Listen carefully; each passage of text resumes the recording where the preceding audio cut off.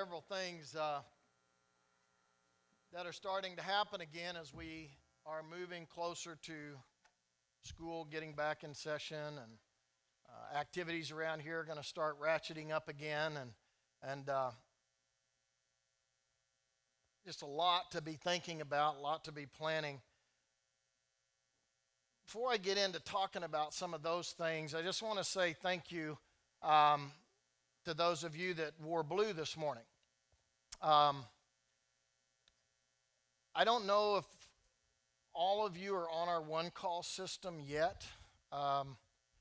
If you're not, there's a phone number on the screen. It's Laura's number. She takes care of all of our clerical issues around here, and she's the voice you hear on the one call when one comes out. The one call is what we use to notify you of cancellations, of any type of event, something coming up, something we need everybody to hear the same message, to hear the same word. Yesterday morning actually, Diane and I watched the funeral service for Captain Melt, Kansas City, Kansas police officer that was killed in the line of duty. And that was on TV yesterday morning, and we sat and watched that. I was sitting there and knowing the commitment that VCU Church has to law enforcement, not only to our Ray County Sheriff's Department, but also to the local police stations or police officers here within the three communities in which we minister to and serve. I looked at her and I said, how appropriate would it be to send a one call out and just ask our people to come dressed in blue this morning? I've asked Taylor to maintain the blue background throughout the service this morning, or throughout the message this morning, to honor those men and women that serve us, that are that line between chaos and order for us. And so as I watched this morning and looked around, I saw a lot of our kids even wearing blue this morning. So I want to say thank you for doing that and honoring law enforcement. Law enforcement is the number one priority of our local missions team above anything else.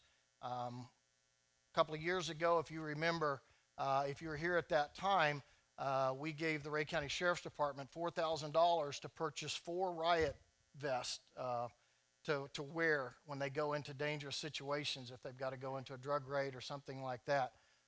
And our church paid for that, and we were told at that time that there's no church that has ever supported or come alongside of us at this level. When I sat with Excelsior Springs Police Chief and we talked with him, he was just taken back. He said, I don't know what to do with you guys, because we've never had this kind of an offer before. We've never had a church want to step up and partner with us and stuff. And we've continued over the last couple of years as a church to continue to stand with our officers, with our police departments and our sheriff's department, just to say we're here. We want to minister to you in any way that we possibly can.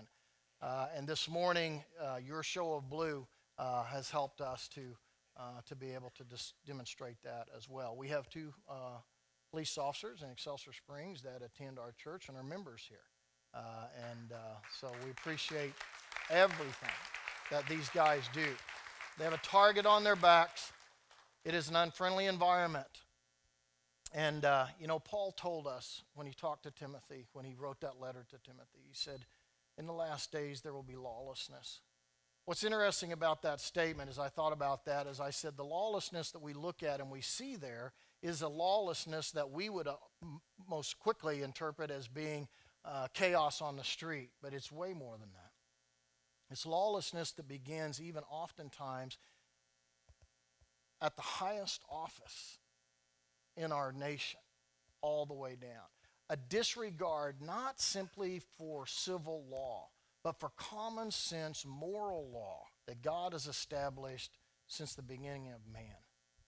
And it's a disregard for that. It's a lawlessness that has permeated our society. And he told Timothy, he said, in the last days that's going to grow. It's going to become more obvious. Matter of fact, it's actually going to be celebrated. And we're seeing evidence of that more and more all the time. I think it's interesting that the song that we opened with this morning was, It's Not Where I Belong. This is not our home. As followers of Christ, as citizens of heaven, we're just sojourners here. We're just traveling through. This is a temporary place.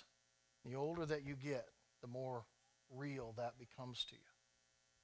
And then the last song that we finished with, there was a line in it that caught my attention. It says, when that trumpet sounds.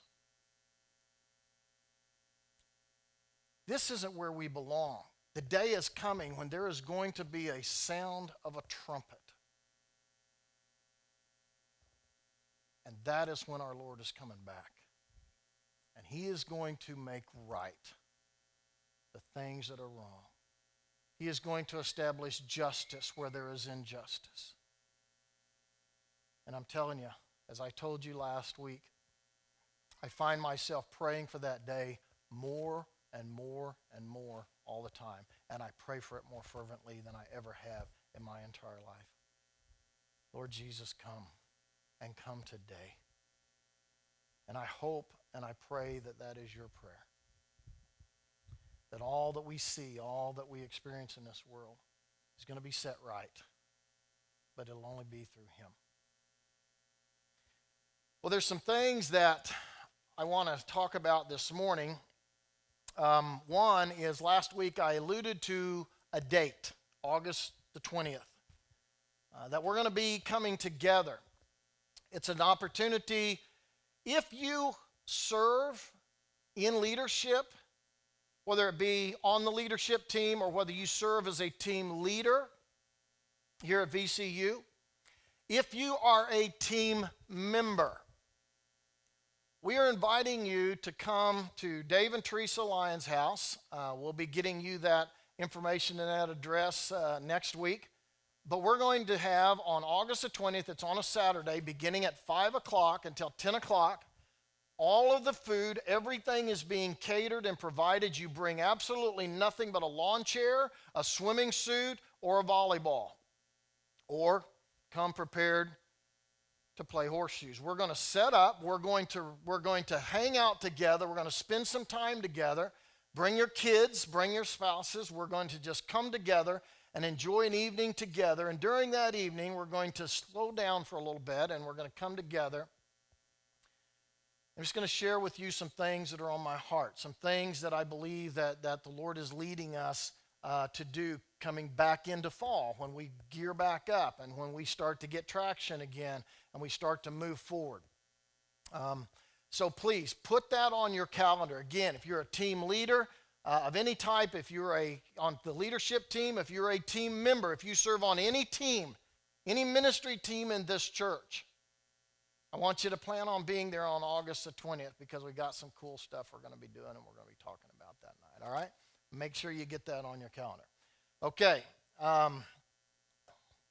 Seems like there was something else that I had on my mind, but maybe it'll come to me in a little bit.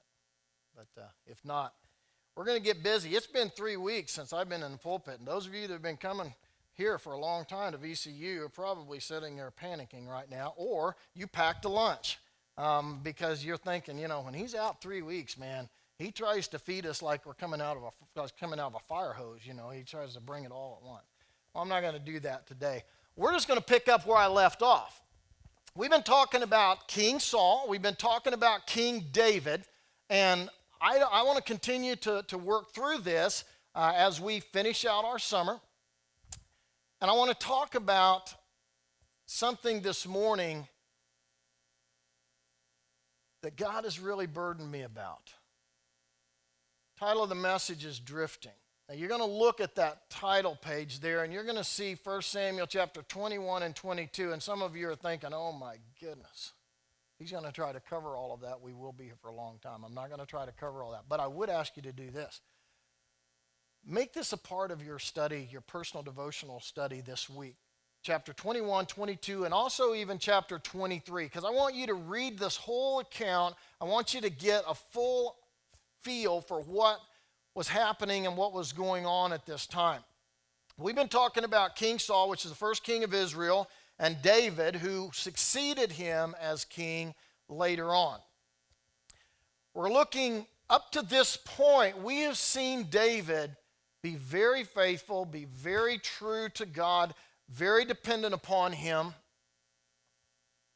We start to see something happening in David's life now, something that's common to you and I as followers of Christ as well. Same conditions, same things start to happen.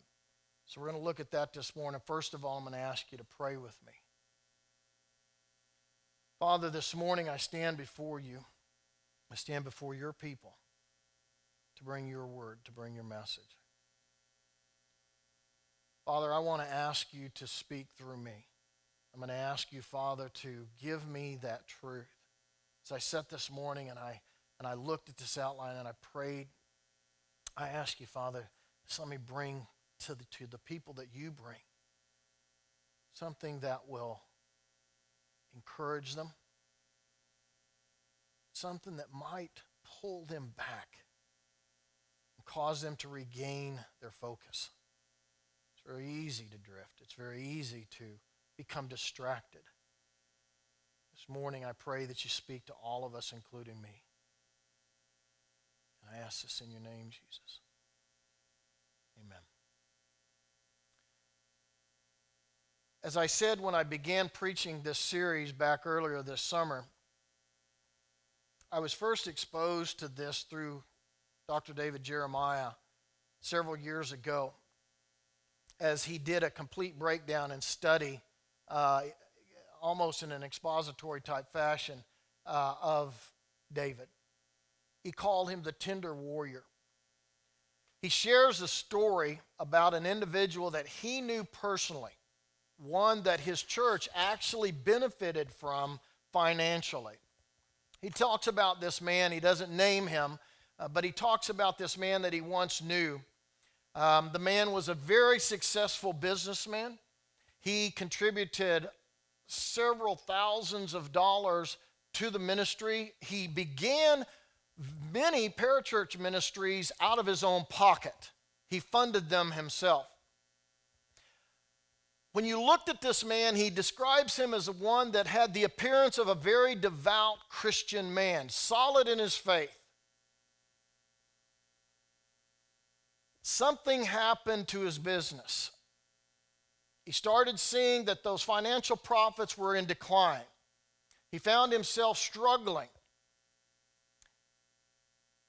In this downward spiral that his business was in, he became very desperate. He began to turn away from his faith. He began to try to solve his own issues. He tried to take matters into his own hands. Dr. David Jeremiah says that he made a decision one day to take out a very large life insurance policy on his wife.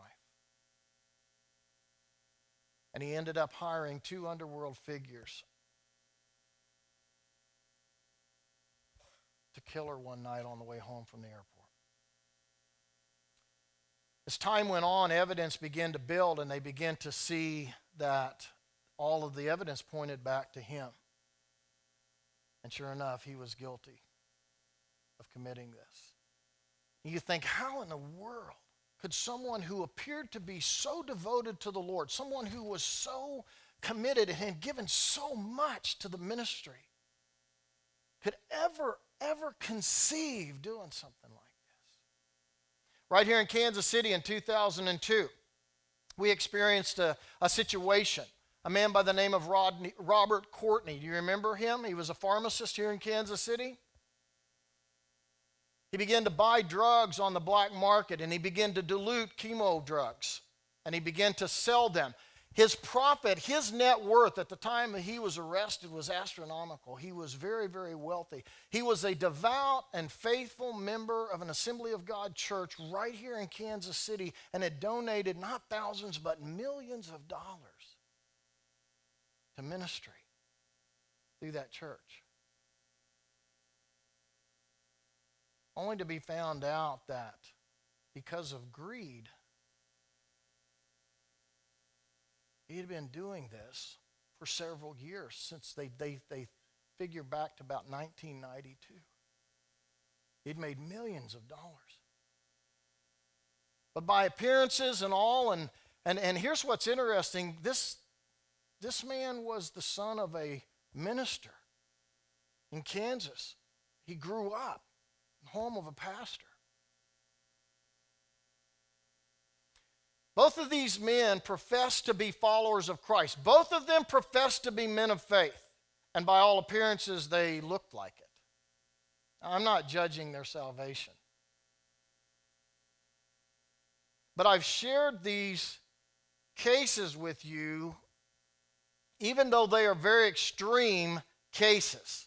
Not common, but still real. To make this point, it's on your outline.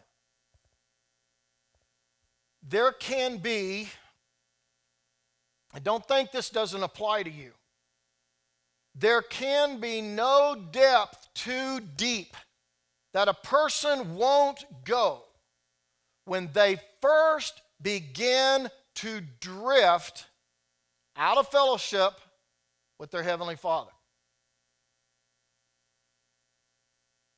Eventually, we're going to be talking about another episode with David. No one would have expected him capable of something like this. I promise you there were people that never thought these two men were ever capable. And again, these are extreme cases. But you need to know that when, as a follower of Christ, as a believer, that when you begin to drift, you need to be warned of the depth that you can go to if you don't put that back in check, if you don't guard yourself and turn back to Him. You can find yourself in very deep trouble and losing everything that was ever important to you. In David's case, the drift that David experienced wasn't that he returned to a state of sinfulness. David hadn't been a person with a past or a background up until that point. Neither one of these men had either. David's drift was caused by fear and confusion about his circumstances. This is what I want to talk to you about today. Circumstances can cause fear and they can create uncertainty, and then it will cause you to begin to do things that maybe you would normally never do or even consider.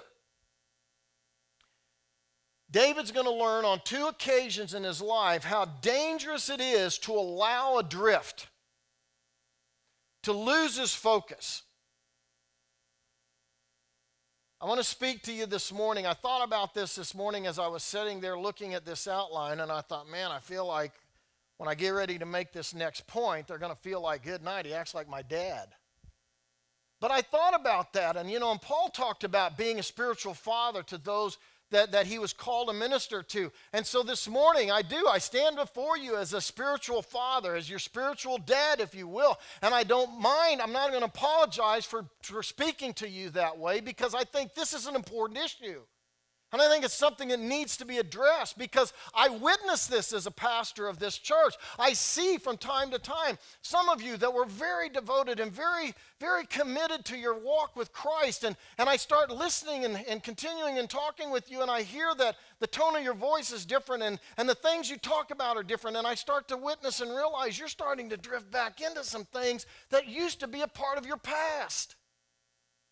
And I want to just shake you sometimes and say, do you not understand how dangerous this is? So I'm going to make this statement. It's on your outline. It's important for you to hear this. And maybe it sounds like your dad, but that's too bad. Here it is. When we cease to nurture and cultivate our relationship with Christ, and we allow our faith to weaken, listen to me, we expose ourselves and others to, here it is, irreversible consequences. That's the danger.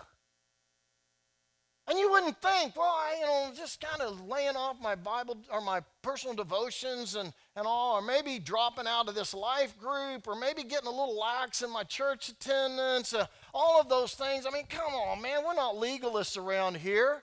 No, we're not. But those are signs. Those are warning signs that something is starting to wane. Something is starting to change. And it's dangerous because once that starts, you may not be able to get it back on track before it creates irreversible consequences.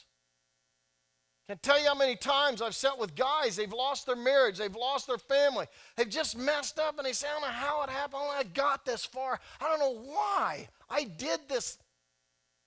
And what has happened is it has created their actions, or their lack of, has created irreversible consequences. Why? Because they just simply got lackadaisical. They simply pulled back a little bit, or turned off a little bit. There's a real danger in taking your eyes off of Christ. There's a real danger in calling yourself a man or a woman of faith and then not nurturing and cultivating that faith, not nurturing and cultivating that relationship with Him. It's not that He moved, it's not that He changed, it's we did. In the New Testament, the Apostle Peter gives us a warning. Now listen to this warning. It's in 2 Peter 2, 20 and 21. Put this in your notes because it's worth going and marking and highlighting in your Bibles. He says, for if after they have escaped the defilements of the world, he's talking about people who have come out of lifestyles, who have changed their habits and their characteristics, and now they're starting to pick those things back up again. They're starting to let their language get a little loose. They're starting to drift back into old habits and starting to do things that they had thought they had given up, that they had been freed of, but they just little by little start to come back and pick up some of that stuff.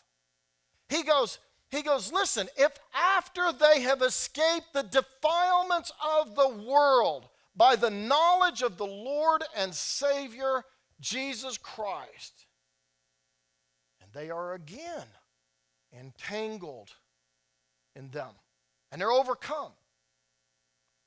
Listen to what he says. The last state becomes worse for them than the first. It will go worse this time than it even was to begin with. It would have been better for them to have not known the way of the Lord, to not known the way of righteousness, than to have known the truth and now start to turn your back on it and start to pick up and adopt those things of the world again. All of this is true for many people. And this is a condition, but again, this wasn't the case for David. David didn't drift back into an old sinful lifestyle when he drifted. His drift was created by fear and uncertainty. David's failure began like this. It's on your outline. David simply began to reason for himself as to how he needed to handle his circumstances. Now, all of his life's going to happen. And all of us are going to find ourselves facing circumstances either of our own doing or somebody else's doing, but life happens. And you're going to find yourself having to try to get through things and try to process things. Let me tell you, it is a dangerous thing to reason of yourself how you're going to solve your problems as a follower of Christ.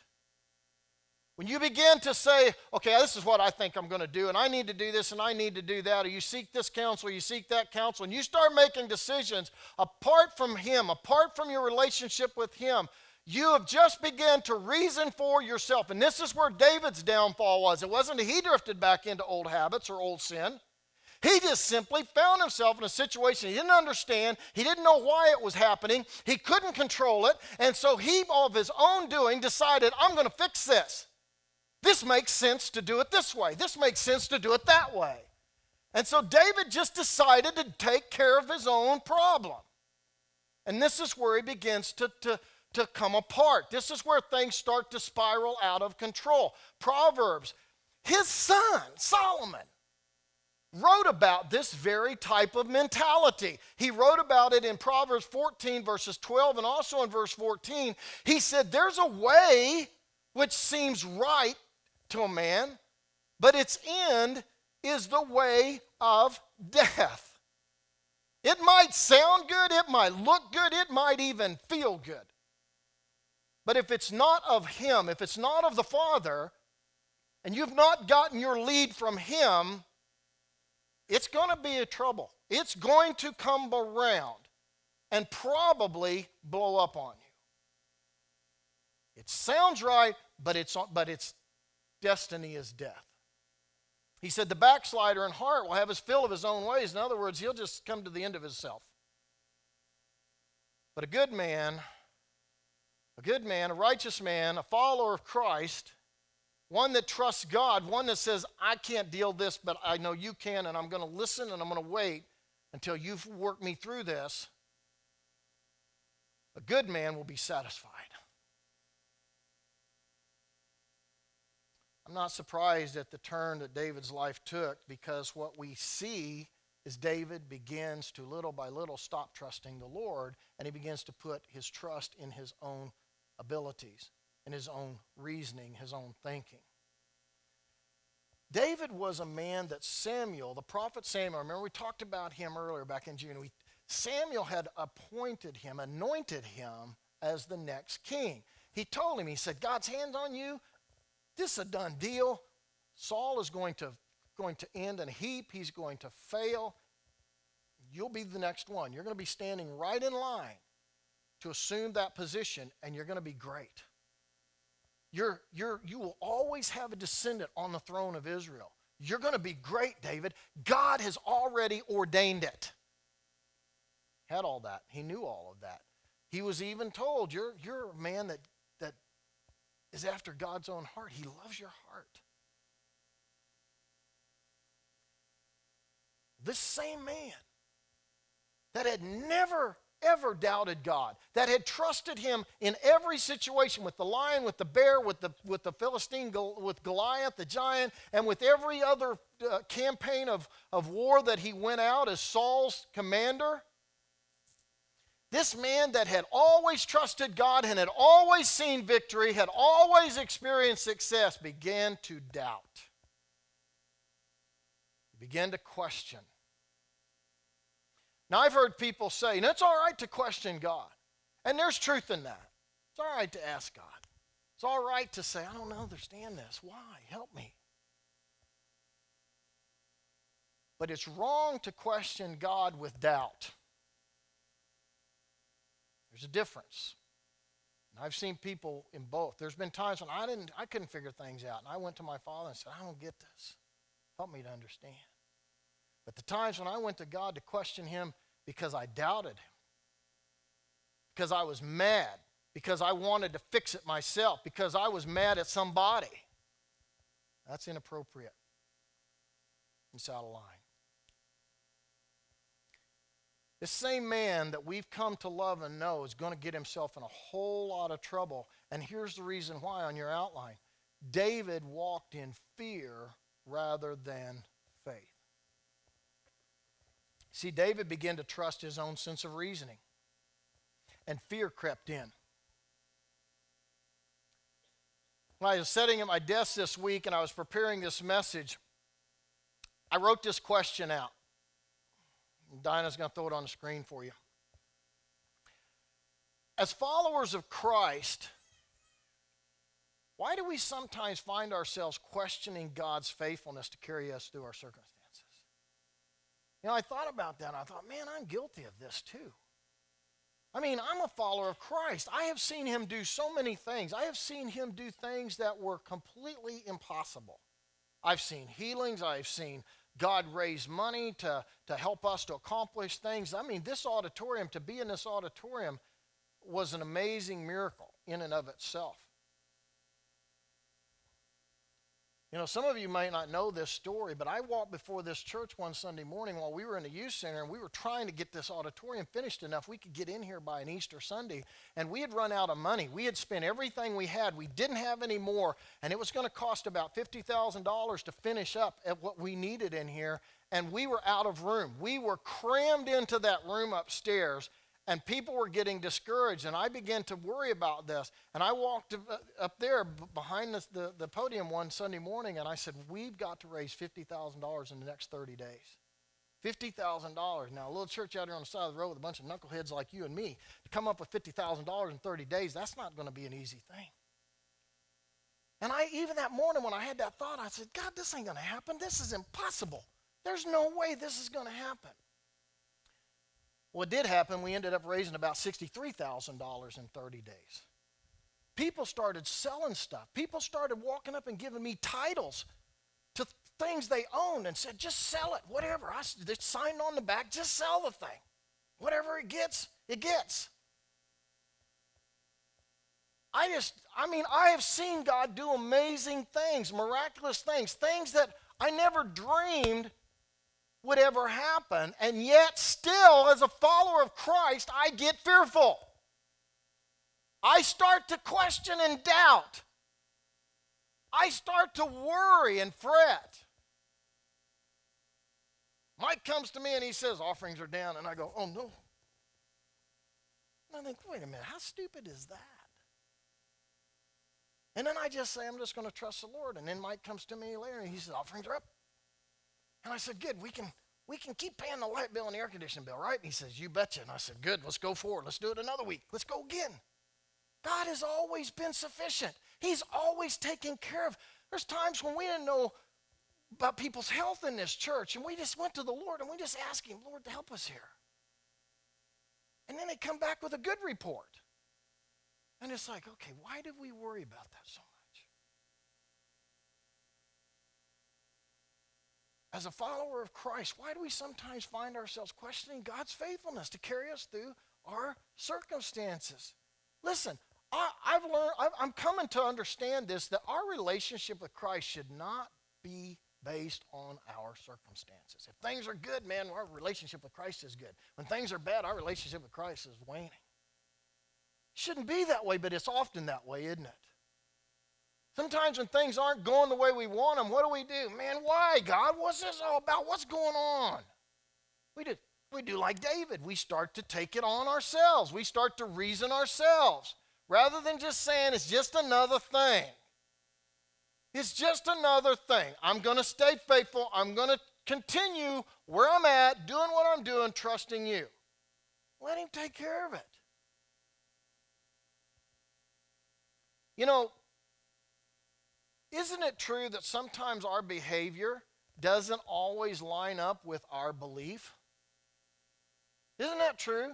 Sometimes our behavior does not match our faith. We say we believe in the Lord and we trust him, but our behavior is telling another story. That's what happened with David. David's behavior that we're going to look at didn't match up to his faith. Let's jump into this a little bit, into this story, and let's identify some things about David. 1 Samuel 21, 1-15. David came to Nob, to Ahimelech the priest, and Ahimelech came trembling to meet David and said, why are you alone and no one is with you? Now here, let me just kind of set the stage if you're not familiar with this story. David, not because of anything he was doing, found himself as an enemy of King Saul. Saul loved him at first. He loved the music that he played. He loved the fact that he could go out and he could lead a military charge and he would come back successful. What he didn't like was everybody was giving David all of the praise and the glory for the successes and not to Saul. Saul was becoming jealous of his buddy, of his young man that he had taken on as his musician and as his commander of his armies. He was becoming jealous of him, and he thought, this guy's a threat to me. This guy's going to end up with my job. He's going to end up as the king. Samuel had already told him there's going to be one that's going to succeed you. And so Saul becomes paranoid about David. So in his jealousy, he tries to kill him a couple of times. Well, David's best friend is Saul's son, Jonathan. They're buddies. They're close, man. They're tight. And David goes, your dad's trying to kill me, and I don't know why. And Jonathan says, nah, that ain't true. Dad's not trying to kill you. Come on, man. He says, no, I'm telling you. I'm not imagining that spirit he threw at me the other day and it hit the wall. Jonathan says, let me check this out. Well, Jonathan finds out it's true that his dad is trying to kill David, his best friend. And so now there's animosity between Saul and Jonathan. And Jonathan goes to his dad and says, what are you thinking, man? What is wrong with you? He's never done anything to harm you. He's not threatening you. He's an asset to the kingdom. And Saul and Jonathan, there's a riff. And Jonathan comes to David and he says, it's true, man. You're right. We're going to talk about this in a little bit, but Jonathan gives him counsel and it ain't so good. John says, you got to run, man. You got to get out of here. So David, he takes off to save his life from Saul. And this is where we're at. He comes to this priest, Ahimelech, and David, when he meets Ahimelech, the priest, he comes up to him and he says, the king, I'm in verse 2 here, he says, the king has commissioned me with a matter that has said to me, let no one know anything about the matter on which I'm sending you and with which I have commissioned you, and I have directed the young men that to wait for me in another place. I got some guys with me, but they're supposed to meet me at another place and all. I'm on this special mission. He says, now, what do you have on hand? Because I'm hungry. Give me 5 loaves of bread or whatever can be found. And the priest answered David, and he says, I ain't no ordinary bread here. It's a temple, man. The showbread's the only thing we got. Remember last week I talked to you about eating fresh bread. Instead of stale bread. Well, every 7 days on the Sabbath day, the priest would fix 12 loaves of bread representing each tribe of Israel, and they would stack them on what's called the showbread table. And that bread was hot. And then the priest would take the bread that had been there, they would take it and they would eat it, but only they were supposed to eat it. Nobody else was. So here they are, and he says, I ain't got any bread but just that, the showbread. But, later in another chapter, a couple chapters later, we find out that Ahimelech had prayed to the Lord, and he got permission, and he gave him that showbread. But he says, there's no ordinary bread except the consecrated bread. If only the young men that you've been telling me about, they've kept themselves from women. And David answered the priest, and he says, oh, yeah, you bet.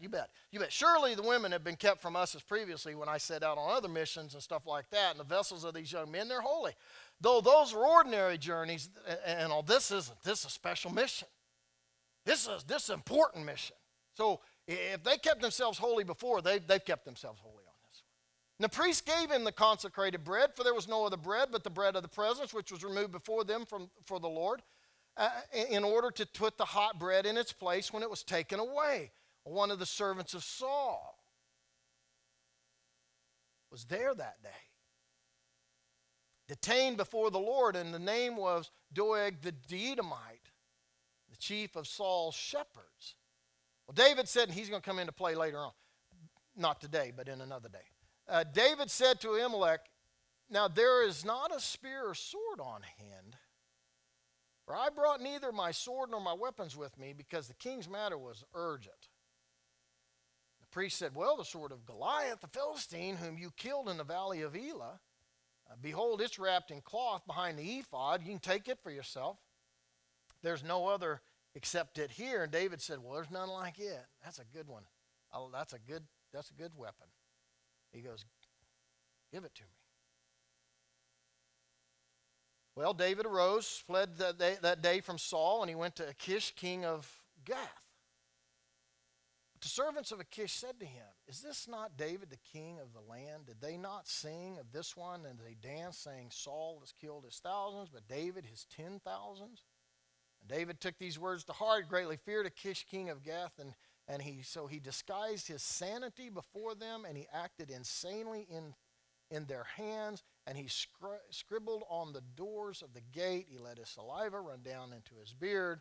And Achish said to his servants, behold, you see the man behaving as a madman. Why do you bring him to me? Do I lack madmen, that you have brought this one to act a madman in my presence?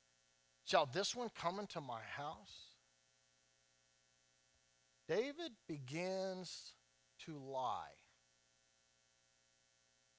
And he keeps on lying. Now, here's a point on your outline that I want to make. When we walk in our own wisdom, as David has chosen to do, he'll figure this out himself, and we drift out of fellowship with God, which David had done,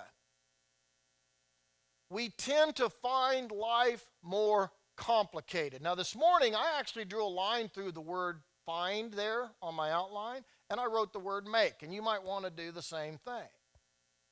We tend to make or find life more complicated. Why? Because we started thinking about things on our own, trying to figure it out on our own, do it on our own. We drifted away out of fellowship. When trouble comes, our first human instinct is to try to figure it out on our own. It's just normal. It's natural. David decided he's got to survive.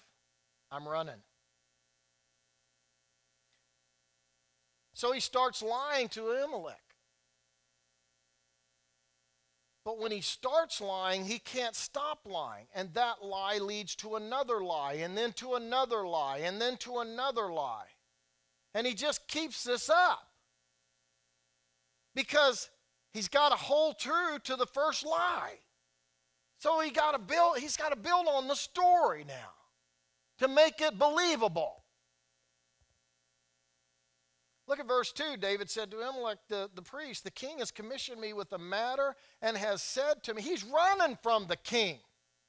King hadn't commissioned him to do anything. He says, let no one know about this, though.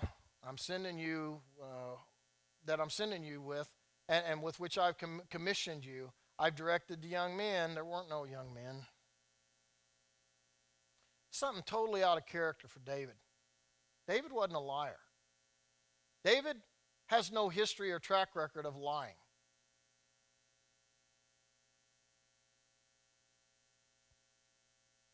Again, how can David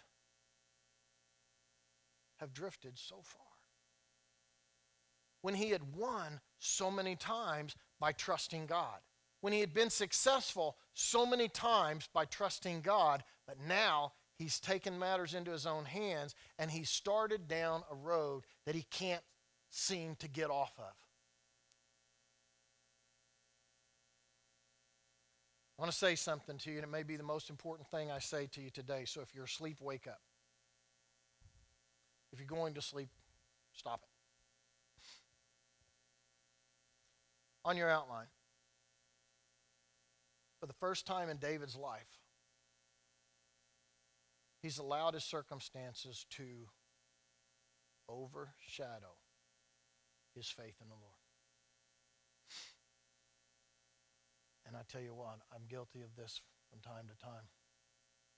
I let my circumstances overshadow my faith. All at once, all I can think about, all I can see, all I can do is focus on my circumstances. Like, oh man, how am I going to fix this? What am I going to do? How's this ever going to turn out okay? I begin to reason. And I become guilty of letting my circumstances overshadow my faith, when my faith ought to overshadow my circumstances. Some of you right now are really struggling with some tough stuff in your life. You're battling with health issues. You're battling with relationship issues. You're battling with financial issues. You don't know what to do. And you're afraid. Become a little fearful.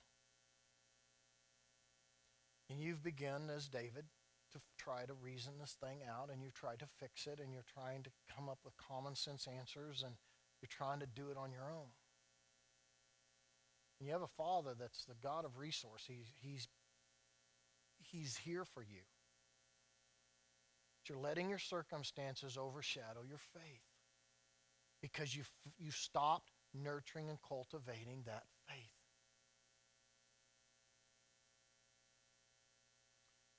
Many of you have started making some decisions that are out of character with God's Word. They might even be out of character for you. You've started believing lies.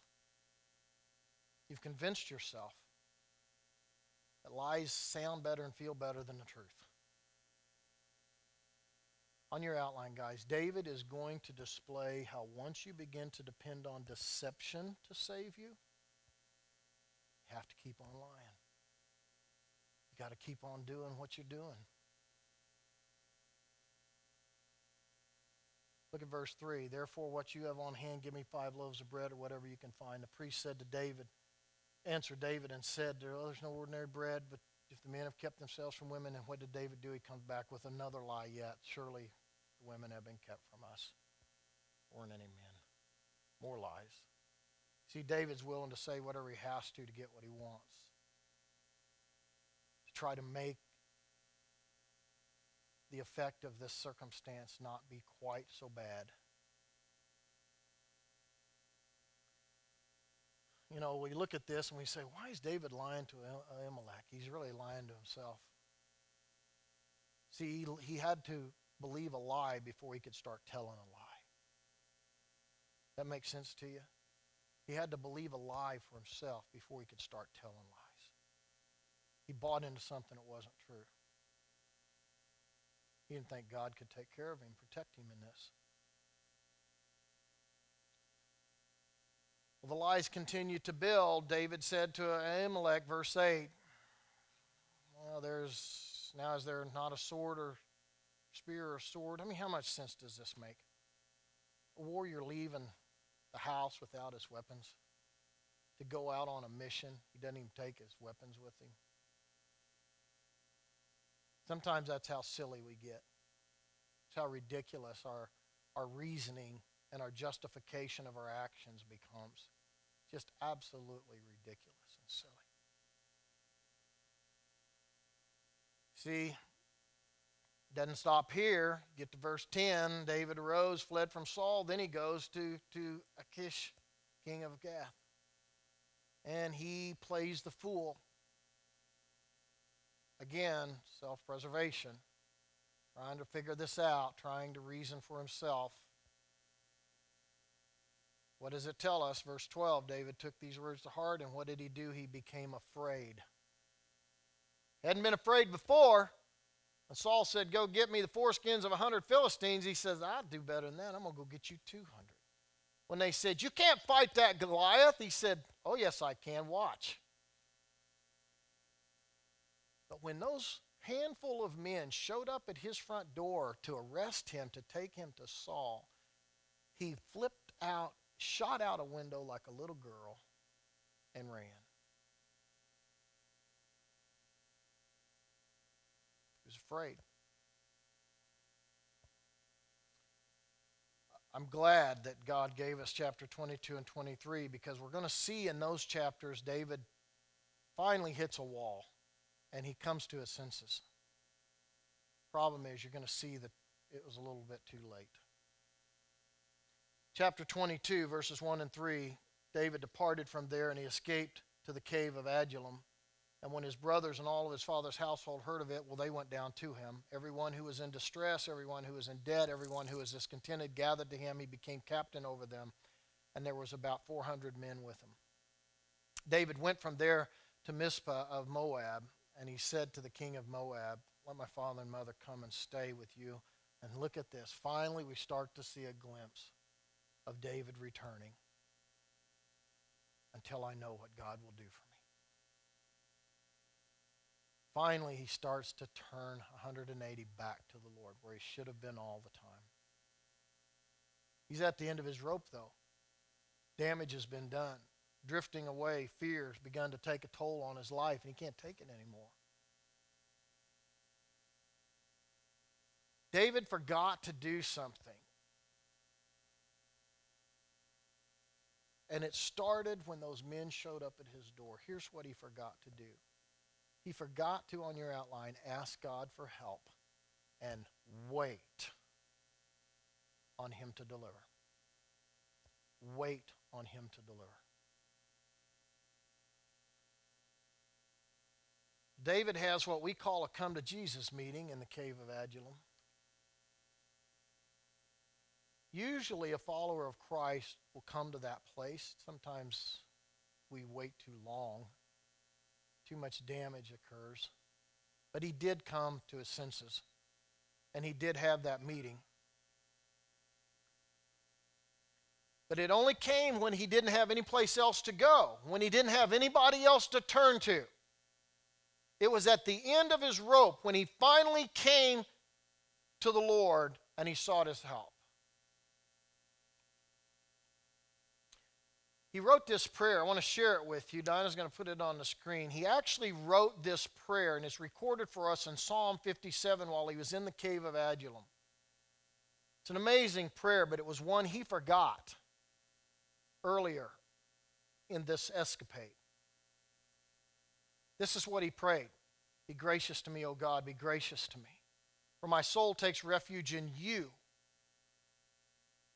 In the shadow of your wings I will take refuge until destruction passes by. I will cry to God Most High, to God who accomplishes all things for me. He will send from heaven and he will save me. He reproaches him who tramples upon me. God will send forth his loving kindness and his truth. My soul is among lions. I must lie among those who breathe forth fire. Even the sons of men whose teeth are spears and arrows and their tongue is a sharp sword. Be exalted above the heavens, O God, and let your glory be above all the earth. They have prepared a net for my steps. My soul is bowed down. They dug a pit before me. They themselves have fallen into the midst of it. My heart is steadfast, O God, my heart is steadfast. I will sing, yes, I will sing praises. Awake, my glory, awake, harp and lyre. I will awaken the dawn. I will give thanks to you, O Lord, among the peoples. I will sing praises to you among the nations.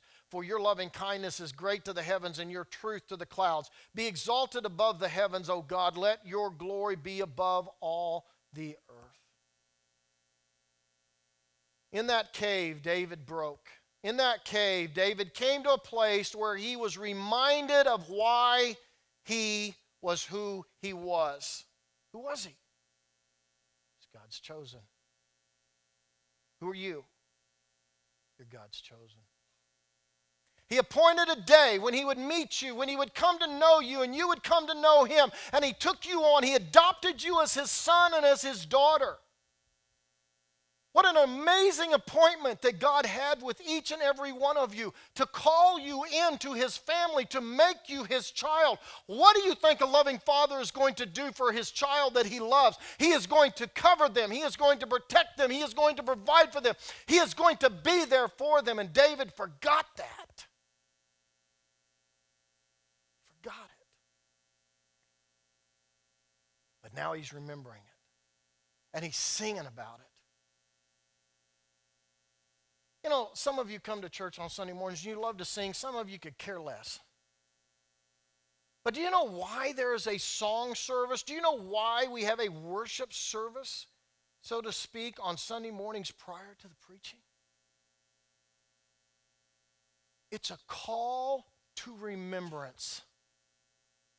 It's an opportunity. It is a time for us to take all that has happened to us throughout the week, everything that life has done and is doing. It calls us to a place to where we are in an environment where we can now remember. David is in a cave and he's remembering. On Sunday mornings when the music starts and we begin to sing, do you know what happens to us? There is something supernatural that can happen to us if we expose ourselves to it and we allow that. And that is through the music, through the words of those songs, and through the melodies that we are hearing. It helps us, it causes us to remember who he is and what he's doing and what he's about. David put together one of the most beautiful psalms he ever wrote, calling him to remember and reaffirming what God would do for him, his son. No matter how bad he messed up, he knew his father loved him and he'd get him out of this. You know, we all tend to forget the promises of our Father. And we should be aware of the danger of doing that. Three things I didn't start with them, I'm ending with them. Some of you are going, thank goodness. We're going to end with the three main points I want you to get and leave here with today. Number one, when we let our fellowship and trust, underline or circle those words on your outline, would you? When we let our fellowship and trust in God wane, our tendency is to seek bad counsel. I told you I was going to come back to this. Jonathan. Tell you what, Jonathan and David loved each other very deeply. They were best of friends. They would have died for each other in battle. They were buddies. They were tight.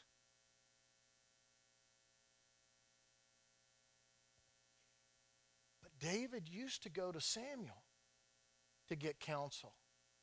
David used to go to a godly man to get counsel and direction. And while he was getting that counsel from a godly man, from Samuel, David was experiencing success after success after success. But at this point in his life, David doesn't go to Samuel. I don't know why. He turns to his friend, Jonathan. And don't diminish the friendship and the love that Jonathan had nothing but good intentions for him. Jonathan wanted to protect him. Jonathan wanted to take care of him. Jonathan knew who he would be one day. Jonathan gave him bad counsel.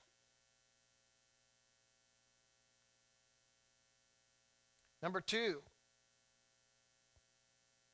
when we're out of fellowship with God and stop turning to Him, we make bad choices. And when David chose Goliath's sword, that most likely, hands down, was one of the stupidest things he could have done. Because it wasn't any sword. It wasn't any weapon. It was a special weapon. And he took that sword back to the hometown of Goliath, where everybody would have recognized it. You see, David, I don't think, was recognized by his looks. Because when David killed Goliath, he was just a boy. He's like 16 years old. He's now a man with a beard. He's a grown man. And these people weren't in the habit of seeing him on a regular basis, so I'm not certain they would have recognized him, but when they saw that sword, they started putting pieces together and they figured out who he was. Now, that's what I think. Because there's a lot that's been written about the sword of Goliath. So, when you are out of fellowship with God, you're not nurturing, cultivating that relationship, you're not in His Word. Our tendency is we start making bad choices. Too often as Christians, we make some terrible decisions because we act on our own rather than seeking His will. Number three, when we're out of fellowship with God, this goes back to what I started out with. When we're out of fellowship with God, we set in motion bad consequences.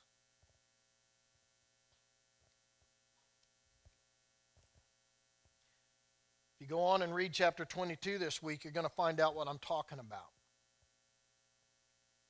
Chapter 22, verse 22, we see an admission made by David. You think, okay, well, what was the big deal of David lying to Ahimelech?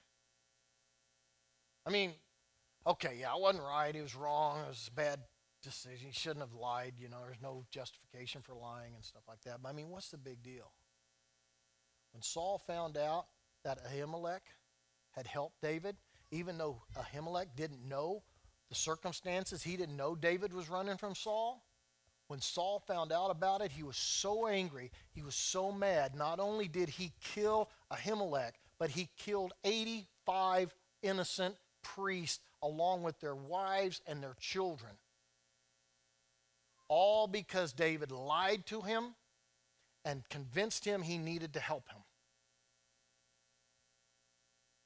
David takes this responsibility. He owns this. He says in verse 22, he said to Abiathar, I knew on that day when Doeg the Edomite was there, he would surely tell Saul. And rather than making it right and saying, okay, man, everything I've told you is a lie. Here's the deal. He left with Ahimelech believing the lies that ended up costing him his life and the whole town. Saul wiped out the whole town. And David said this. He said, I have brought about the death of every person in your father's household. I caused this. The thing about David is he was a stand-up guy. He always took ownership. He never tried to make excuses. He always took it on and admitted his wrong. See, David thought that he could justify a lie in order to save his life. Here's the problem with that. This is important, people. On your outline. Whatever is essentially sin. See, we want to live by this circumstantial justification. And we tried to think, well, every situation is different, and every situation has got to be looked at differently and stuff. Listen to me very, very, very carefully. Whenever or whatever is essentially sin cannot, because of the circumstantial ethics. Whatever is essentially sin cannot, because of circumstances, change its immoral character. If it is a lie, it is a lie. And it doesn't matter the circumstances, it doesn't matter the consequences. A lie is a lie. There's no such thing as justifiable sin. No such thing. If it's wrong, it's wrong.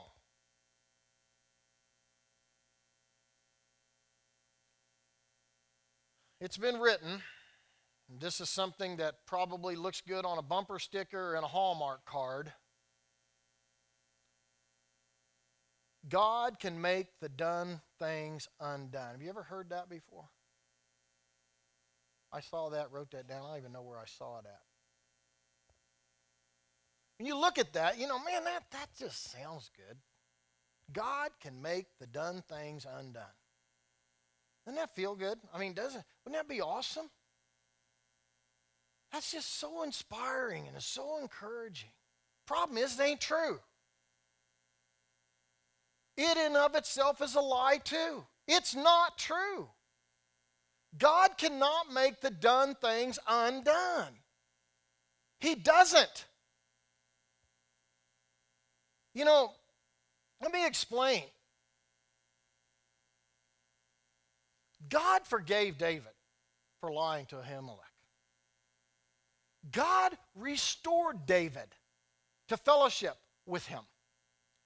God went on to fulfill his purpose in David as king of Israel, the greatest king Israel's ever known. But Ahimelech was still dead. And so were all those other priests, and so were all those family members, those women and those children and all of those animals. God does not make the done things undone. Now, why would I say that? Why would I bring that up? I mean, I was on a roll. You guys were so encouraged, and now it's like, you know, you stink as a pastor. You just made me feel bad. Why would I come to this point now at the end? Why would I say this? Because there's danger in drifting. Some of you have come out of issues like alcoholism, drunkenness. You drink, or used to drink until you got drunk. Listen, the Bible is very clear about this. Drinking until you're drunk is wrong. It's a sin. Some of you come out of this and all, but little by little, you're going right back into it again. Okay, what's the problem with one? Nothing. What's the problem with two? Now we're moving on. Some of you have gone back into issues of anger. Some of you, you got anger issues and all. The Bible says that anger lies in the bosom of the fool. I know that firsthand. And sadly, a lot of people that have known me throughout my life, as well as my wife and as well as my children, have known that firsthand too. Anger lies in the bosom of a fool. Don't forget it. But we tend to drift back into those old habits, don't we? Sexual immorality. Listen, I'm going to tell you straight up. I don't care where you're at. I don't care what you're doing. You need to hear this. Sex outside of marriage is wrong. There's no justification for it at all. Outside of marriage, the Bible clearly says it's a sin. But we want to justify that. Oh, come on, man, I'm committed. I'm serious. If you're serious, you put a ring on her finger and you marry her. Because up until that point, it's a violation. It is a drifting away from nurturing and cultivating a relationship with Christ. There's a reason God gave us these guidelines and why He gave us these boundaries. Because He loves us, He wants to protect us. And you can't always see the danger of going into something until it's too late. And then you look back and you go, man, that's where David was at in the cave. He's looking back and he's going, why? I didn't see it then, but I see it now. Well, too little, too late. What about envy, greed, strife, disputes, dissensions? Man, again, sometimes our behavior does not match our faith, and we act like the world. We allow rifts, we allow strife, we allow conflict, we allow jealousy and envy and all of these things, and then we begin to divide, and then we begin to form groups. We get cheerleaders on board with us, that will say, I agree with you. That's the problem that got David in trouble. Jonathan agreed with him. You got to get out of town. Yeah, I got to get out of town. I got to, and then all at once a plan was devised, and guess what? People started dying over it.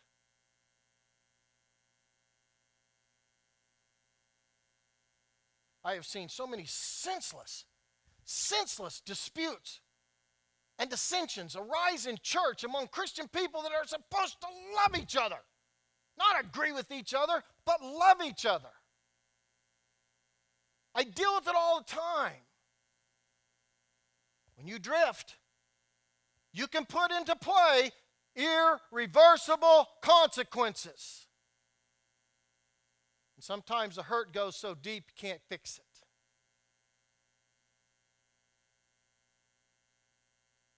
All these things are normal behavior for us when we fall out of fellowship with God.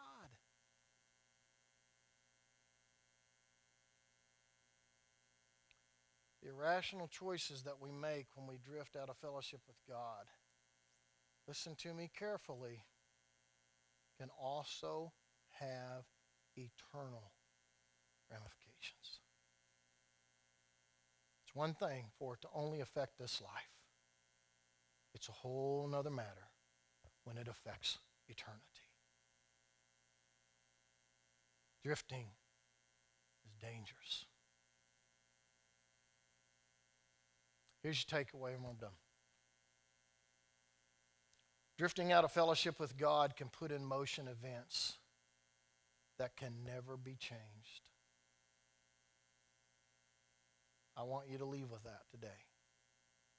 Drifting out of fellowship with God can put in motion events that can never, ever, ever be changed. I want to speak to you, those of you that are here and you don't know Jesus. You've never given your life to Christ. You've never trusted him for salvation. You've never prayed and asked him to forgive you of your sin. I want to speak to you right now. There is no greater decision in all of the world and all of your life that you will ever make than to come into a relationship with Jesus Christ. It's the most important thing that you will ever do. If you don't know him and he does not know you, today can be a day when that can change. I'm not going to ask you to come forward. I'm not going to ask you to step out or do anything embarrassing of that nature. I'm going to ask you, though, to pull that card out of that chair that's in front of you. Either put your name, your phone number on that, give that to me in the lobby when you walk out of here, or tear off the top, if nothing else, and give me a call this week. And let me sit down and talk with you. Just share with you what the Word says about being in a relationship with Jesus. But don't put that off. Maybe you're struggling and you just need somebody to be praying for you this week. Take that card out.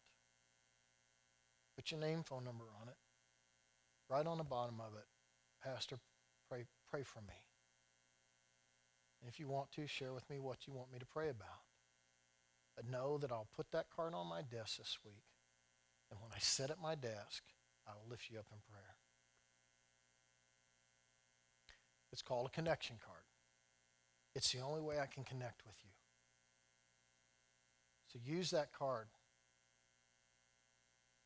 But please, please, please, hear me this morning as I say to you, it is a dangerous thing to drift. We get pretty lackadaisical around here in the summer times. We do that on purpose to give people a rest, to let you vacation, to let you have time with your kids out of school. We do that because we love you and we care about you, and I love me, and I need a break. But don't let that translate into drifting in your relationship with the Lord, because your relationship with the Lord should not be based on this church or anyone in this church. It should be based on your relationship with Jesus. And that should never, ever rest.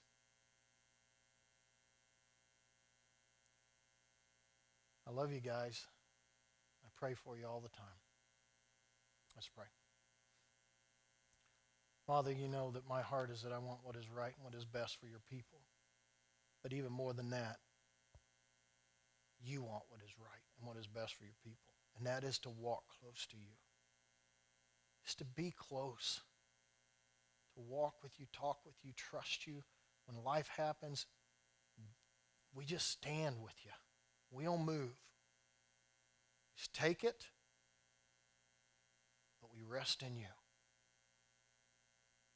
May we not make the mistakes that David made and reason for ourselves, but may we constantly lean on you.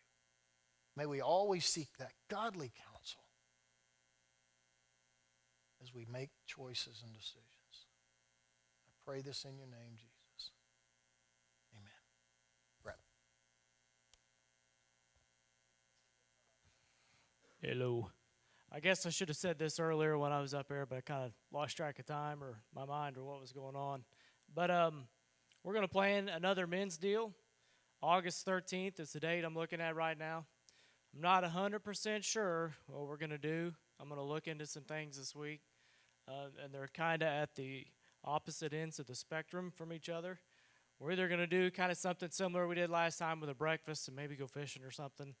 Been looking into some ponds that we could all get around. Or we're going to go to Extreme Grand Prix go-kart racing. So they're kind of a little bit different there. But we've done that before.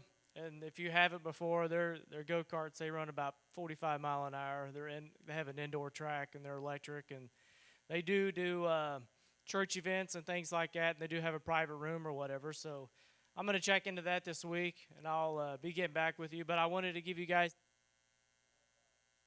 I'm gone again. August 13th. So put that out on your calendar, and I'll have more for you next week. You guys have a good week.